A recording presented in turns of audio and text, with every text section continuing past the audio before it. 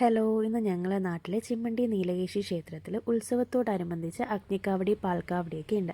അപ്പോൾ അതിന് മുന്നേ ആയിട്ട് വിവിധ തരം ഫ്ലോട്ടുകളുടെയും പറക്കം കാവടി, പീലിക്കാവടി, ചിങ്കാരിമേളം എല്ലാം കൂടെ ചേർന്നിട്ട് കാവടി ഘോഷയാത്ര ഉണ്ടായിരുന്നു.